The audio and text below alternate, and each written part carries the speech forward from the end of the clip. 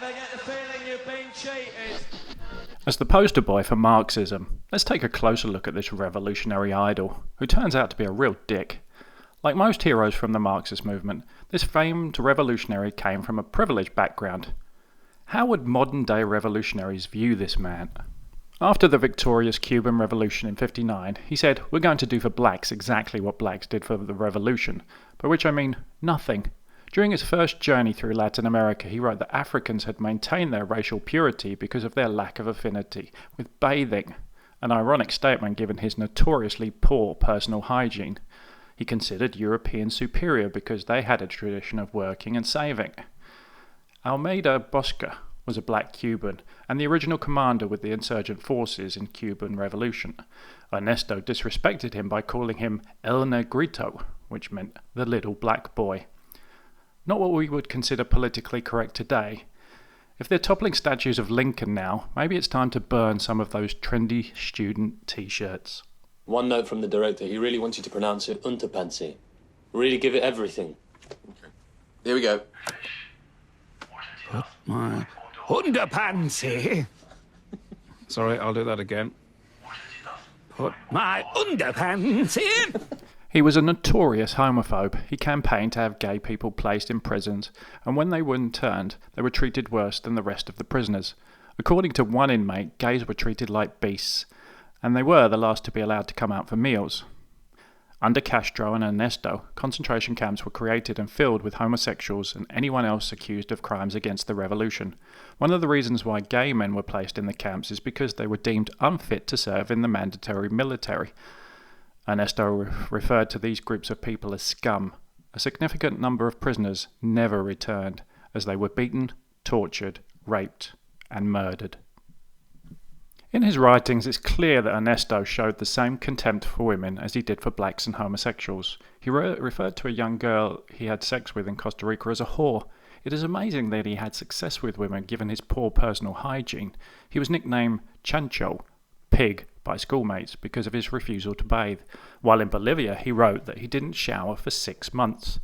Che fled Cuba in the 60s, not to spread communism throughout the hemisphere, but because he had totally screwed up his private life. He was an adulterer who deserted 2 wives, countless mistresses, and numerous children. His wife, Alida, wrote about her husband's infidelities by saying it was a hard life for her and the kids.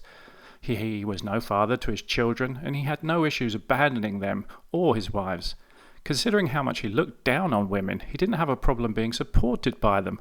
Prior to his involvement in the Cuban Revolution, Che didn't have a steady job and was dependent on his mother, sister, and other females to send him money, help him gain employment, and settle his debts.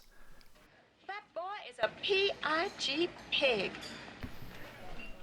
Ernesto was Castro's chief executioner, presiding over La Cabana prison. His policy of killing innocent Cubans gave him the nickname the Butcher of La Cabana. Yet to many, he's still an idol. He was a fanatical communist ideologue. He ruthlessly ordered the execution of thousands of prisoners without fair trial. According to Cuban journalist, he sent 1,897 men to their deaths by firing squad. The various murders he was involved in had less to do with the necessity and more to do with the fact that he seemed to really enjoy it.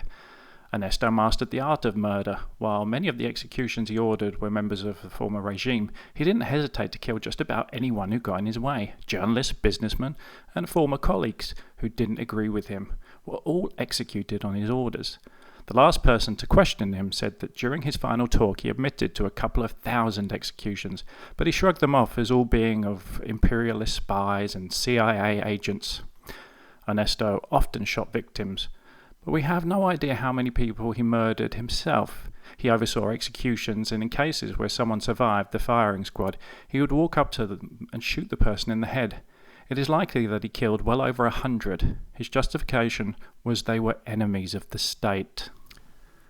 Ernesto was even angry at the Soviet Union's failure to attack America, claiming that Cuba would have used the missiles. I never forget, this man was involved in the closest moment of the world's nuclear destruction.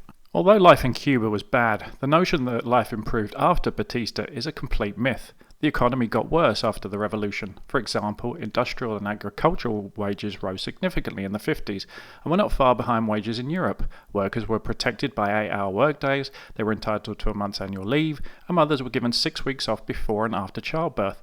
There were almost 60 different daily newspapers, and Cubans had high levels of car, radio, and telephone ownership. Things changed for the worse once Ernesto was handed the role of finance minister and president of the National Bank. One of his first acts was to nationalize banks, factories, and businesses in a bid to eliminate social inequalities. Overall, his programs were a complete failure. Productivity dropped while absenteeism increased markedly. Cuba was reliant on huge money transfers from Moscow, and in return the island nation became a beachhead for Soviet nuclear weaponry. By diverting resources to industry that ultimately failed, he helped destroy the Cuban economy. In just 2 years, he managed to halve the nation's sugar harvest.